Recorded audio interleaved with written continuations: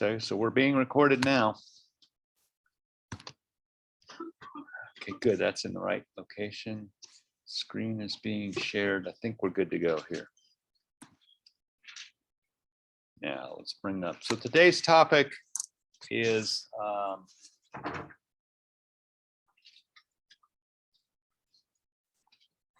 we're actually slightly ahead of some other sections in the 13 sections. And so this is not today's topic unless you want to do that. But I'm guessing you didn't get up here at 8 in the morning to see sloppily written calculus on the screen. Instead, sloppily written whatever else I write. So let me get to our class.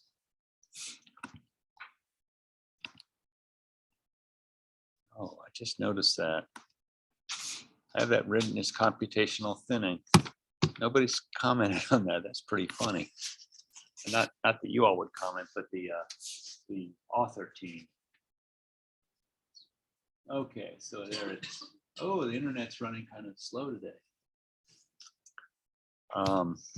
Today we're going to start with vectors and matrices. So we're now starting to use the tools we have to do ostensibly engineering useful stuff.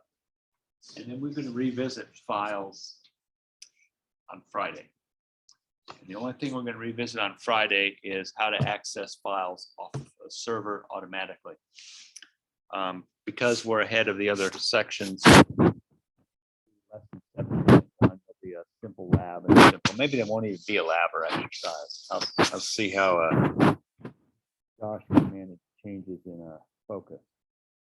And then we will pick up Monday coming with NumPy. All right, so let's see, is that even viewable for you all? Let's make it bigger. And Shift plus. I think I'll stop there. That should be viewable. Those of you in the back can see that if you're still awake.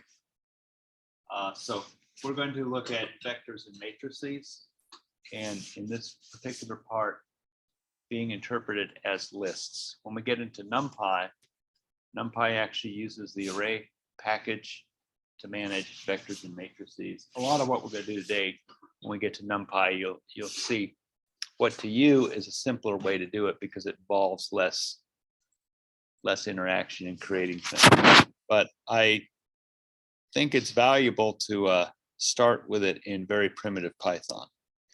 So we're going to demonstrate matrices as a list of lists, because that's all a matrix is, as far as our programming constructs are concerned, and look at some fundamental matrix arithmetic. So everyone knows what a matrix is, right? It's a special data structure. You ever seen that before? I don't get grinned. I guess Matrix isn't a cool movie anymore. So a matrix is a rectangular array of numbers. These ones are in strange. There's some numbers there, but we're more accustomed to what it looks like here. So here's a collection of numbers. It's organized in a way that it has obvious rows and obvious columns. How many rows? Okay, so I got someone doing this. Would you like to call a family member and verify that it is indeed a 3? How many columns do you see? 4. Or if you're capable of reading the next sentence, it's explicitly stated there, 3 rows and 4 columns. And the 3 by 4 is just a way of describing the size of that matrix. Not all matrices in the world are 3 by 4. I would dare say that probably very few of them that are useful have that particular dimension. So that is the size of our matrix. The parentheses that are shown there in the picture are optional from a practical point of view. We normally put them in when we're writing or typesetting as a visual clue to ourselves that that's a matrix.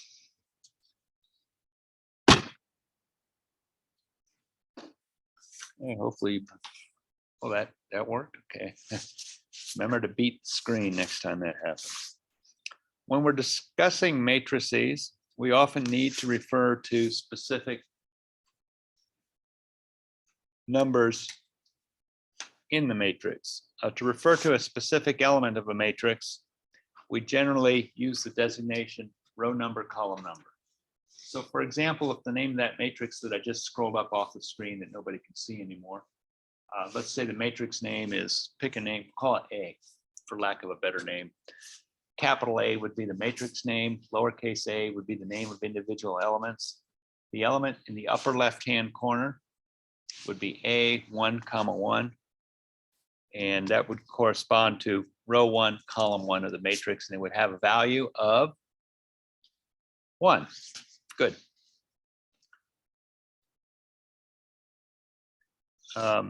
And usually the designation is A, I, comma, J. So for example, 2, 3 is row 2, column 3, 17. All right, no big surprise there. In Python, we would have referred to the element as A, whatever the matrix name is, square bracket I, square bracket J to identify the row and column position in a list. Have we seen that structure before? There's one and only one correct answer to that question I just asked. It's not no, it's the other one. Yes, if you did the treasure map, even if you copied the script and couldn't do the rest of the treasure map right, it printed out the treasure map row column using that exact structure. The challenge with the Python and similar languages is how indexing starts at 0 instead of 1. And if you remember in the treasure map, again, if you probably just copied and pasted and blew it off to go for other classes, but there was always a -1 to get the indices correct. So row 1 in a matrix represented in a Python list is actually row 0. Column 1 in a Python list is actually column 0 because of the indexing. So it's still row 1, column 1, but it's indexed 0, 0. And so we just shift everything by 1. You're probably blessed with never having a lot of exposure to the elderly languages where everything started at 1. Because for me and other old farts, to this day, it's still really confusing to remember to add 1 or subtract 1 when you're trying to do indexing. But they've made it easy for us. All you have to do is find one that works somewhere, and through the miracle of cut and paste, we're good to go. So here's an example of creating a Python equivalent of that matrix. We can't create that matrix, although if anyone's really wants to see what the code is that makes that, all that is a GIF that's pulled off the internet and rendered in the Python notebook. You too could do that if you wanted to, but I imagine your time is worth more to you than grabbing GIFs off the internet and having your notebook render it. So let's create the matrix. So the dumbest way to create it, or most elementary way, is we're going to give it we need to give our matrix a name. I know, let's name it matrix because I have absolutely no creativity. So I have an object named matrix. It's to the left side of an equal sign. So that means everything to the right gets evaluated and stuffed into matrix. And the scripting language is constructed in such a way that what we made on the right happens to be a list. How do you know it's a list? Other than me just telling you that? Square brackets. The contents of this list has how many pieces in it? 3. Each of those pieces themselves happens to also be a list. Those pieces have 4 things in them. So if you add all the individual things, there are indeed 12. So the first piece of the list, a matrix, is the list 1, 5, 7, 2. The second piece is the list 2, 9, 17, 5. And the third piece is the list 11, 15, 8, 3. And then we're just playing with our print function. We're going to print the number of rows is equal to the length of the matrix. The number of columns is equal to the length of a matrix first element. That's a sneaky trick. So the first thing counts how many things are in the outer list. The second thing counts how many things are in one of the elements of the inner list. And because we're trying to make a rectangular matrix, this should give us a correct row and column count. Indeed, it does. And then it's convenient for us to actually render the list in the same structure as we created it up above. And so we're regurgitating the first row 1572, second row 29175, third row 111583. And lo and behold, it is almost identical in appearance to that. And if we cared, we could make it identical in appearance, but that would involve some string manipulations that are really, in this case, would be a waste of time. Making it identical to that has no real value other than just to be a nuisance. Okay, so that's a matrix. Nothing new about those. I believe you've had those in other classes already. Absolute silence, barely staying awake. So I'll take that as a yes. A lot of stuff in our engineering involves matrix arithmetic.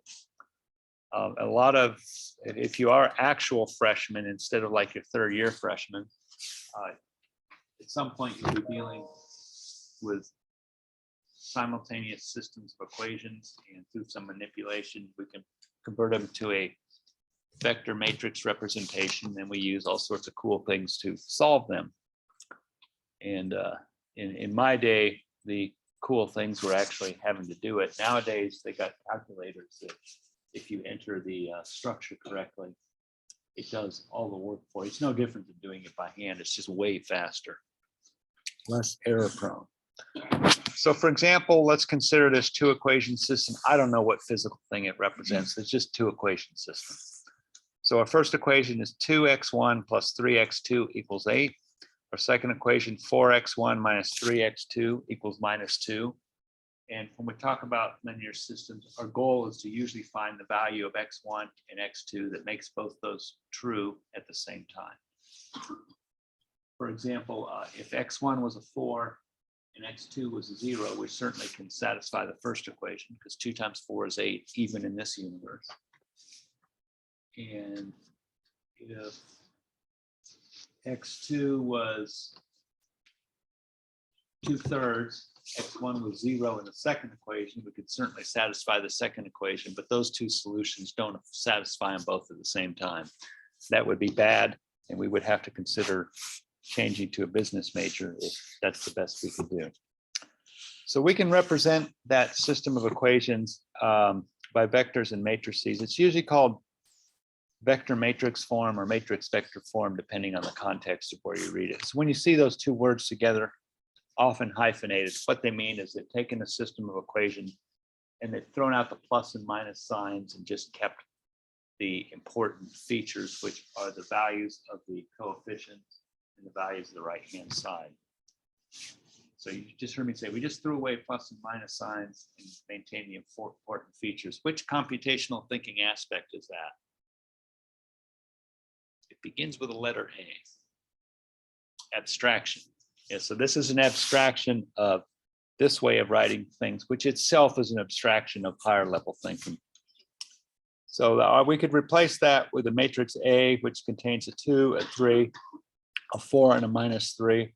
Our unknown vector would just arbitrarily call it x1, x2, and our right-hand side, the usual symbol is B, 8 - 2. And we could represent this system of equations with that vector matrix form, AX equals B. So now we don't know what X is. If we were back in our math class and said, well, that's easy. X is simply B divided by A, which is intellectually correct, but it's an operation that's not defined with matrix arithmetic. Dividing by a matrix, we don't have that capability, but we do have the capability of multiplying by its inverse, which has the same end result. So the usual way of writing that in vector matrix form would be X equals A inverse B. There's a lot of different kinds of matrix multiplication. There's inner products, or we also call them dot products. There's vector products. There's an exterior product. There's outer products or the tensor product.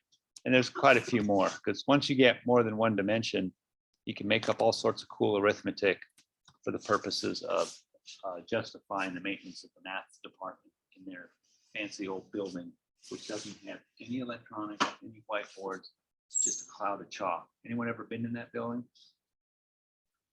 Well, someday you will, and you will get the humor of that statement there.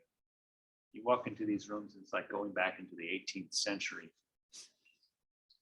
And so you got a wall that's made out of rock, and you're writing on it with rocks. That's modern math. Okay, so let's look at multiplying a matrix by a scalar. So suppose we have this matrix A. How many rows? How many columns? Oh, you can't answer them all. Let other people have a shot at it. But she's going to get both prizes today, which is, if you continue that behavior, it'll be a vowel at the end of the semester. Sound okay? Yeah. If we want to multiply that matrix by the scalar too, and you can actually take the word scalar and get some insight to it. It's just scaling things, make things bigger or smaller. 2 times A is, you take the number 2 and you multiply each element by that scalar. And so now it has a 2, 10, 14, 4, 18, 6, and so on. So scalar arithmetic is incredibly simple to write in this fashion. A little bit more elaborate if we're actually going to do it in our computer. So there is the matrix defined. You can't see it when I do that. Here we have our A matrix defined. I'm not sure if it's the same original one. It looks like it's 3 by 3, so we've changed it. And now we've introduced something called my scalar. We're going to take it as input, and it's telling us to enter a scalar value for the multiply matrix, new line. Then we convert it to a float. Why do we do that? Well, if we didn't have this line, what type of object would my scalar be? It'd be a string. So we probably need to convert it to a number, because multiplying a string by a number, I don't know what it's going to do, but it's not going to do what I want. We could just as well have wrapped that input function inside the float function and handle it all in one line. So now we'll perform element by element multiplication. And what I want you to see here is, when you're accessing matrices element by element, or list of lists element by element, we have a double nested loop here. So here it's going from I range 0 to the length of the matrix. That's counting how many elements of it. So that's the row counter. And then J, we're going from 0 to the length of any particular row. It doesn't matter which one. It's convenient just to choose the first one. So this outer loop is counting rows. This inner loop is counting columns. And now we take the contents of A matrix and we assign to it element by element my scalar times the contents that are already there, and then put it back into A matrix. And finally, we'll print it out. So let's copy that and actually do it, because that's just cool. What computer? Yeah, I can work in that one.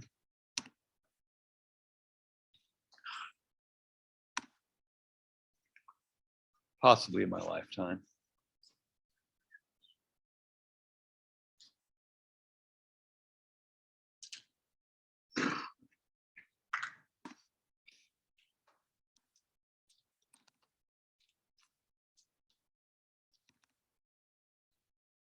Where's my untitled one? Let's work in untitled number 2.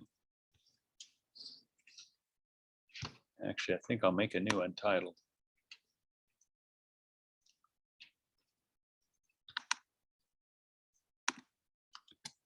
Okay, so here's our script that's cut and paste directly from our instructor notes. My instructor. We'll create the matrix. We'll perform the scalar multiplication, then regurgitate the output. So assuming that actually it's going to run, if you want to test scalar multiplication, what would be a really good scalar to test things with? Ones that you know the answer without much thinking at all. Okay, we'll try 0. I agree that is one good one. Although it's not the test I was after, but it's okay. We get zeros back. And actually, so we just went into that roving black hole that's wandering around the universe. Wait, well, that's amazing that worked twice in a row. Okay, Catherine, suggest one other scalar, 1. Okay, why did she suggest 1? What do you know that the output's supposed to be? It should be that you should get the matrix back. So cool, we've applied our problem solving techniques. Our tool appears to work the way we expect it to. And then now we can go ahead and play silly stuff like 2. And that should agree with what's in the instructor notes. Notice how the printing was done. We also printed it by row. If we'd elected not to do that, we get somewhat different outputs. So the other way we could print it is just to print the matrix.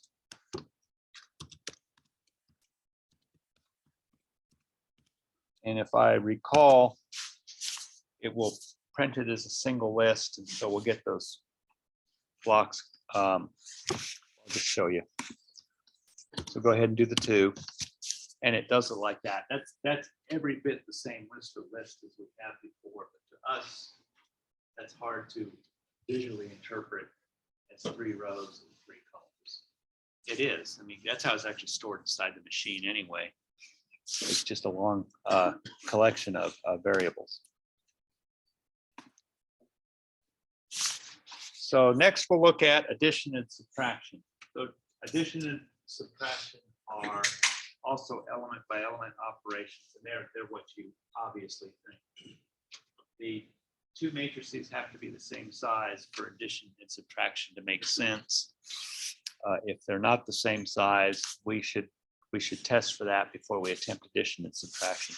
If it's 2 by 3 and some other small size, we can just kind of look and tell. But if these were 200 rows and 3,000 columns, you would probably want to test that the sizes are the same before you start doing the arithmetic. So here we have matrices A and B.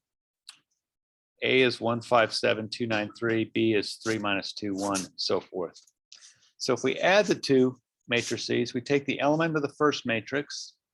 So for example, element 1, 1, element 1, 1 of the second matrix, add those, and then those go into the result. So here it is shown in script. Oh, actually, it's actually run there. I don't need to copy and paste it. So this first expression defines the contents of a matrix, and it's simply a list definition. The second expression defines the contents of B matrix. And now we're going to show you something new. We have to have a destination for A plus B. So again, for lack of naming creativity, we'll call it the C matrix. And the matrix has to already exist. And if we're going to do indexing for assignment, it actually has to be populated with values. So it has to exist, and it has to have the right row and column count. So making a matrix or a list exist, you already know how to do that. We've done empty lists already a couple labs ago, maybe very recent. But a list that has contents in it, even if the contents happen to be 0 in this case, we have to create that. And so this is using a constructor notation. So right there, we're going to create a list called C matrix. It's going to contain zeros for values of J running in the range A matrix 0. In other words, it's going to get the columns that, and then for each of those columns, we're going to create a row based on the row count. So that has the that has the equivalence of saying C matrix is a matrix of zeros that has the same number of rows as A and the same number of columns as A. That's the shorthand way to do it. The longhand way, you could do something like a double nested loop and actually use the append feature on starting out as an empty list and pre-populate it with zeros. This just saves a lot of space. This is a fairly important structure that you don't necessarily want to memorize it, but you want to memorize that you've seen it so you can go back to it if you ever need to use it. And then we'll go ahead and print the C matrix and show that indeed it's a bunch of zeros. Then we'll perform our arithmetic, which is not particularly exotic. Just add them element by element, put it into C, and then finally regurgitate back to the screen what we've just done. And indeed, 157293 plus 3 minus 21 minus 211 is 4380104. And lo and behold, we get the same answer. It's almost as if I did the code first and then went back and documented it so that it would look right, which is exactly what I did. And that's what you should do when you're doing this kind of stuff. Just because our problem solving protocol says figure out the algorithm first, then get the code working, nobody's going to know if you don't tell them. So the documentation is as much for you in the future as it is to learn how. So in this example above, we explicitly create a third matrix. It is possible to just destroy an existing matrix doing the addition. So here's an example of putting into a matrix the sum of A plus B. So element by element, accessing of A, element by element, accessing of B, sum them, put the result back into A, and lo and behold, you get the same answer. However, we've now lost the original content of A. It's right there. It'd be easy to get back on the small case. So if you do a destructive replacement, you'll have to think about that a little bit ahead of time, because it might be that you need the original matrix later on in your particular problem. And if you've destroyed it, it's gone, lost forever. Subtraction is performed in a similar fashion, because all subtraction really is addition of two matrices. And one of the matrices has been multiplied by the scalar minus 1. So if we can do addition, we can do subtraction. Multiplication is a wee bit more complex than addition and subtraction. There's a couple kinds of multiplication. Usually when we talk about matrix multiplication without any further qualification or adjectives, we mean the inner product of two matrices, or the inner product of a matrix and a vector if one of the matrices happens to be a single column critter. So we're going to talk about inner products now. If two matrices such as A matrix and B matrix are multiplied together, the resulting C matrix has the row count of the first matrix and the column count of the second matrix. The column count of the first matrix and the row count of the second matrix have to be identical, or the arithmetic operation is undefined. You can't do it. I mean, we could write scripts that do something, but it won't be right. The order of multiplication of matrices is important. It's not transitive like with ordinary multiplication. So A times B is not equal to B times A. To obtain the third matrix C, which is equal to AB, the number of columns of A is the same as the rows in B. And to carry out the matrix operation, the jth element of C is simply equal to the dot product of the row of A and the column B. Let me try to draw that with pictures. Everyone knows how to do a dot product of two vectors. So I had a vector A1, A2, A3 multiplied by a vector B1, B2, B3. What's the dot product of that? A1 times B1 plus A2 times B2 plus A3 times B3. That result is the dot product of that multiplication. So Matrices, you take the row of one matrix. If you'll let me do a row. Oh, it's going to be honorary today. You take that row and you multiply by that column in a dot product sense. So you would have 1 times 3 plus 5 times minus 2 plus 7 times 1. And that would go in the upper left-hand corner of our result matrix. The second row of A multiplied by the first column of B would go in the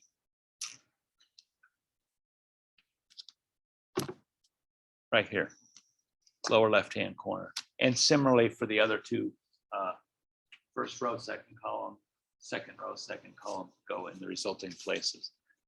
So keeping that in mind, doing it by hand for something small is fairly simple. Here's these two matrices multiplied out the long way.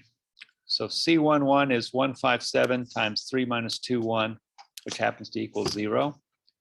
C12 is 157 minus 2, 1, 1, which happens to come out to 10. C21, 293, 3 minus 2, 1 happens to come out to minus 9. And lastly, C22 happens to come out to 8. And we put those in their respective locations. And we've now multiplied A and B together. In this case, we've assigned them to a matrix named C.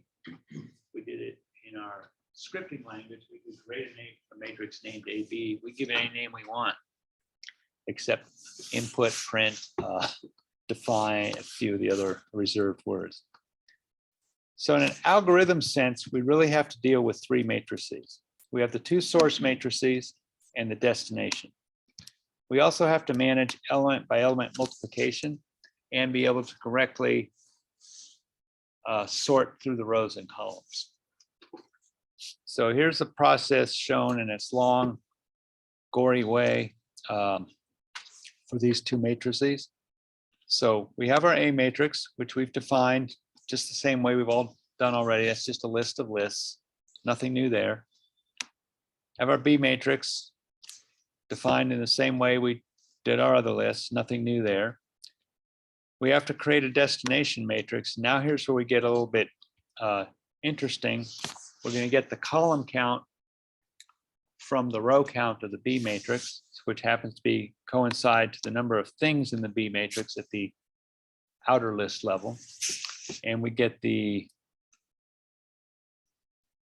row count from the A matrix. I wonder if that's going to actually work. I think that should have A matrix 0 in it. Test that conjecture. I believe I have a mistake there. But we get the row count from the A matrix, and finally we start working our way through the two matrices. See, I'm surprised that actually works at all. I think that's a mistake. We may do this whole lesson over again.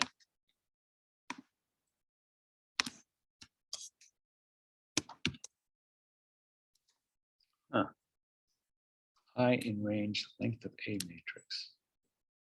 By default, I'm pretty sure it does. Okay, yeah, my bad. The length of A matrix is the number of high-level objects in it. So that is indeed the correct row count. Here we're going rows, here we're going columns. And notice there's now a third loop here. And so we have a row counter, a column counter, and we have what is effectively another column counter. And that's how we're performing the operations, pulling correct numbers from the A matrix, correct numbers from the B matrix, and assigning them back into the C matrix. So here is element by element matrix multiplication to produce a proper product. So C matrix, element I, element J, that makes sense, that's row column, is equal to itself, whatever's there, plus A matrix,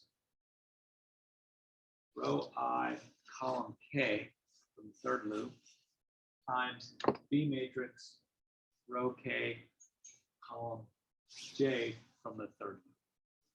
So the K The K index is what keeps track of which row and column you're performing the dot product.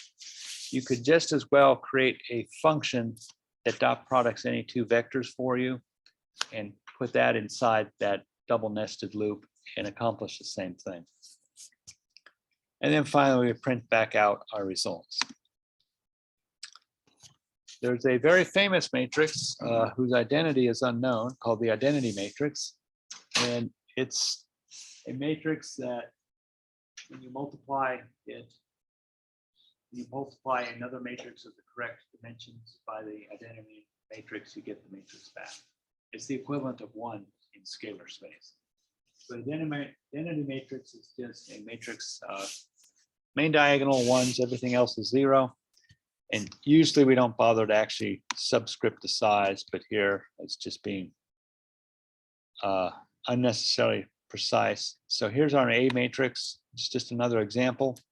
And we'll make the B matrix the identity matrix. We'll reset the C matrix. We'll perform the arithmetic, and we get a matrix back when we multiply by an identity. So the identity matrix in and of itself isn't super useful. However, it is a useful tool to let us know if we have a multiplicative inverse, because a matrix and its inverse multiplied together should produce an identity matrix.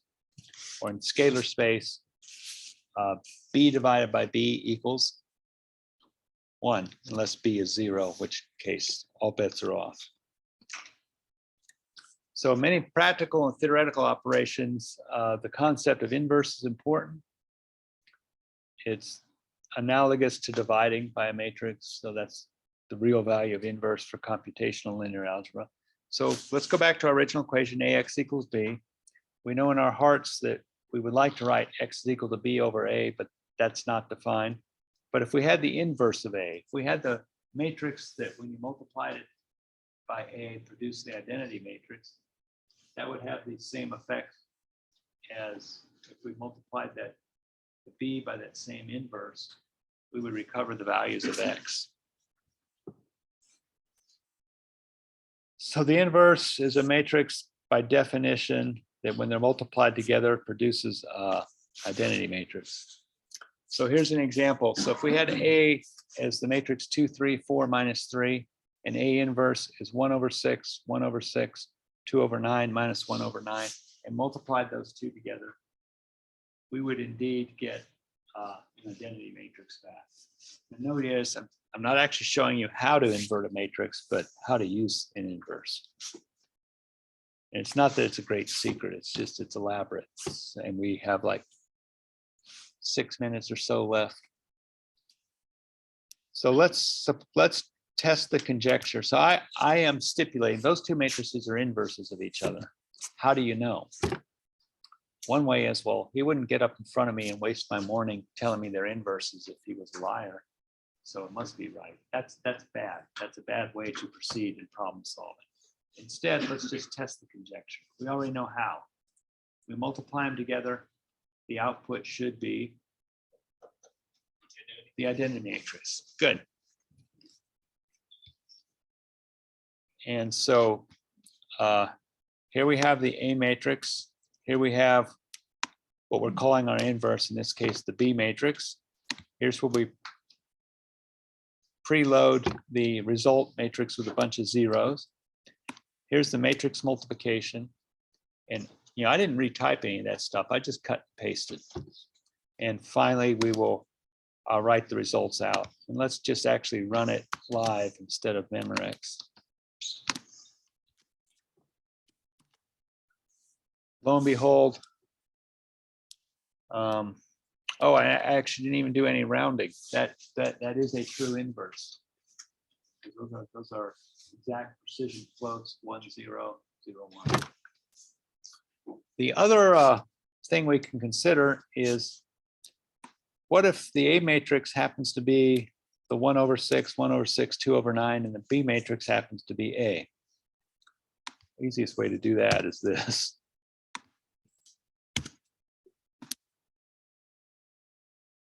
That's going to piss it off. I'm actually going to move stuff around because I'm an idiot.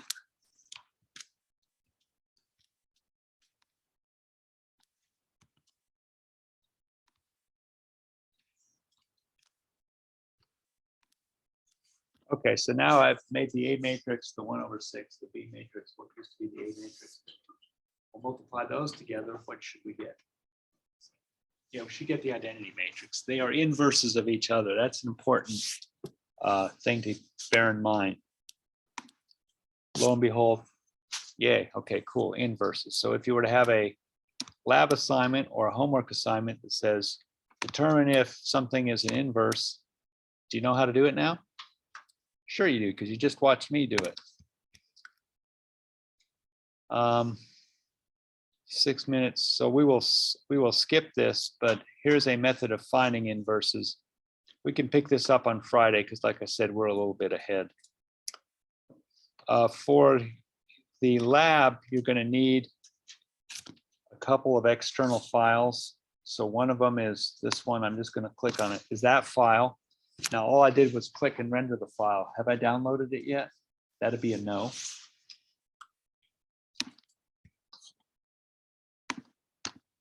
How would I download it?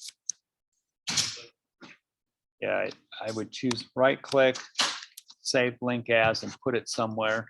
I preferably want to put it in the directory where I'm doing my lab or homework. Similarly, we have a B file with just a column of ones. And let's see, hopefully I got it all listed out. Oh, good, I actually did all the work. So I'm just going to kind of scroll through this really quickly in 4 minutes or less. So here is an example that follows that process that's described above. So it's going to invert a matrix by Gaussian elimination. And first we're creating space to store things. What's going on right there? It's connecting to the file in read mode. Any guess what's going on right there?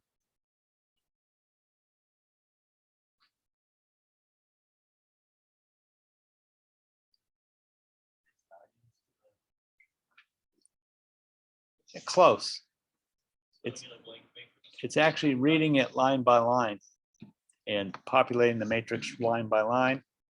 And then this closes the connection. A little bit of interim work.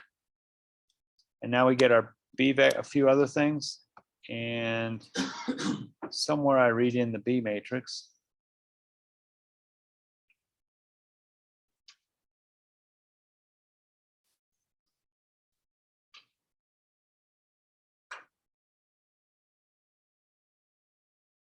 Oh, it's just inverting the A matrix, I see. And then it goes through the process and starts to invert the matrix. So there looks like a lot of code there. It's really not that much. It's just spread out so that each part is identified what's going on. But all that's going on here really is multiplication and subtraction to go ahead and find the various parts of it. So here's our input matrix. Here is what we know to be, this part right here is an identity matrix. And all we're doing in inversion is we're performing elementary row operations, addition, subtraction, multiplication and addition, multiplication and subtraction, to change this so that this left matrix would be the identity matrix, and all the operations performed on the right matrix returns the inverse. And there's the result of that. Okay, so we now claim that this is our input matrix, and this stuff over here is the inverse matrix. Then how would you know if it's the inverse? Perform the multiplication, verify that you get the identity matrix back. Or just read the note. We will call that good for today. There's some more stuff here. I guess we'll pick it up next time because we do have a little bit of extra time next time. I will see you in Wally World in a few minutes. Thank you for your attention and have a great I guess I don't have to tell you have a great day yet because I still own you for another hour.